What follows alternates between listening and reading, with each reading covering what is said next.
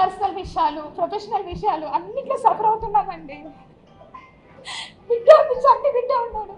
At least బిడ్డ చూసుకోవడానికి కూడా టైం లేదు నాకు. మీరు అనుకుంటున్నారు ఫీల్డ్ ఆఫీసర్ నేను. పొద్దున్న పోతే సాయంత్రం ఎప్పుడో 10ంటికి 11 గంటలకు వస్తా.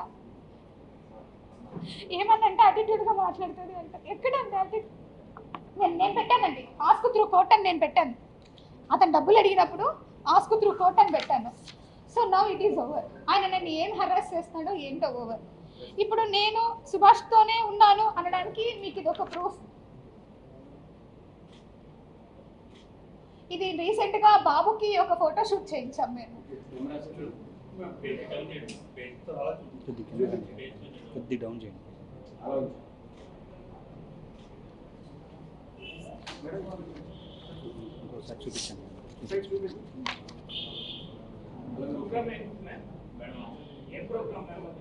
ఇది బేబీ ఫోటో షూట్ చేయిస్తాం కదా అది.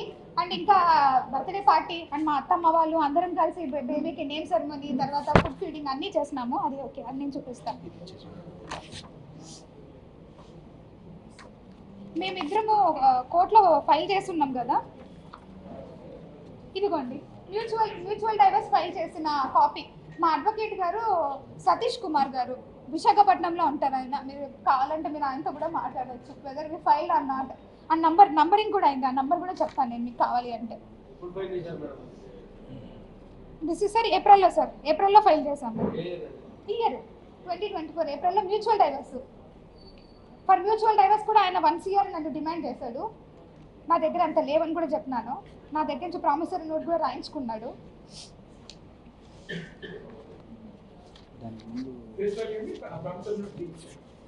2 years కదా sir promissory note face value 2 years. మీకు తెలిసిందే 50 lakhs rupees.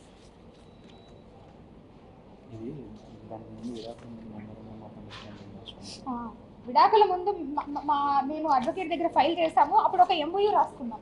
ఈ MOUలో క్లియర్గా నా దగ్గర నుంచి సైన్ తీసుకున్నాడు. బేబీ నా బేబీ కాదు, నువ్వు సెకండ్ పార్టీ అంటే ఎవరైతే వేరే పార్టీతో నువ్వు బేబీని కన్నావో అని రాయించుకున్నాడు. నేను రాశాను, ఎందుకంటే నేను తప్పు చేయలేదు కాబట్టి నేను ఒప్పుకొని నిజం రాశాను ఇందులో. తర్వాత కార్ గురించి మాట్లాడాడు. కార్ కూడా at the time of order degree అప్పుడు నేను ఇస్తానని చెప్పాను, అది కూడా రాశాడు. తర్వాత పిల్లల జ్యుడిషియల్ కస్టడీ గురించి రాశాడు. ఒక పాప అతను, ఒక పాప నేను చూసుకునేలాగా ఫైనాన్షియల్ అసిస్టెన్స్. కానీ ఇద్దరు కవల పిల్లలు కాబట్టి విడగొట్టలేను కాబట్టి ఇద్దరిని ఒక చోట పెట్టాలి. నా డిమాండ్ అదే ఉంది ఆయన దగ్గర. నేను డిమాండ్ చేసిందల్లా పిల్లల కోసమే, ఒకటి వాళ్ళిద్దరు కూడా ఒకే చోట ఉండాలని డిమాండ్ చేశాను. ఇక్కడ అసలు therefore the total listed above points has to be fulfilled by the said 2 parties. ఈ రెండిటి వల్ల నువ్వు మ్యూచువల్ డైవర్స్కి నేను వస్తున్నాను, మనం మ్యారేజ్ డిజాల్వ్ చేస్తున్నాము, నువ్వు నీ ఇష్టం వచ్చిన లైఫ్లో నువ్వు ఉన్న నేను రాశాను, నీ పర్సనల్ లైఫ్ని నువ్వు చూసుకొని ఆయన రాశాను. ఇంకా నేను ఏం చేశాను మీరు ఒకసారి చెప్పాలి. ఎందుకంటే సార్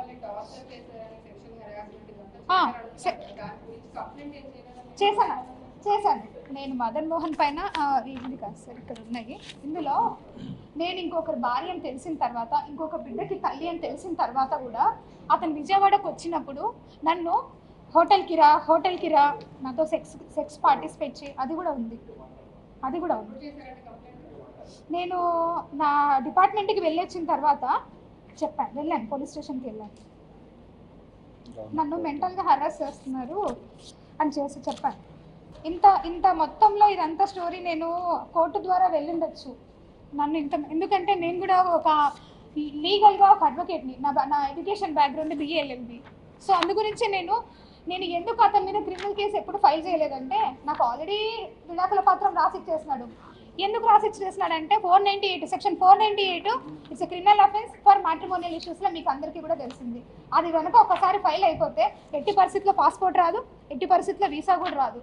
కాబట్టి ఆయన ముందుకు వచ్చి ఆయననే రాసిచ్చినాడు. ఎందుకంటే ఆయన అమెరికా పోవాలి కాబట్టి. ఈ అమెరికాకు పోయింది కూడా ట్రూగా ఇల్లీగల్. అది నేను కంపల్సరీ సెంట్రల్ గవర్నమెంట్కి నేను కూడా లెటర్ పెడతాను. ఎలా పోయినారు? ఇండియన్ గవర్నమెంట్ ఒక మనిషి మీద 2 కోట్లు పెడుతుంది, ఇన్వెస్ట్మెంట్ పెట్టి చదివించి పంపిస్తుంది. పోయి చదువుకొని వచ్చిన తర్వాత మళ్ళీ వాళ్ళు ఇక్కడ వచ్చి ఆ 2 నెలలు ఉద్యోగం చేయాలి. అది ఓన్లీ బిలో పావర్టీ లైన్కి, మనలాగా గవర్నమెంట్ ఉద్యోగాలు చేసే వాళ్ళకి కాదు. నన్ను ఇంత హరాస్మెంట్ చేస్తున్నాడు. మెంటల్ హరాస్మెంట్, ఫిజికల్ హరాస్మెంట్ అడుగుతా ఉన్నాను. నన్ను కొట్టి నా ఒళ్ళు బొద్దు పడిపోయింది అతను చేసిన హాస్టల్కి.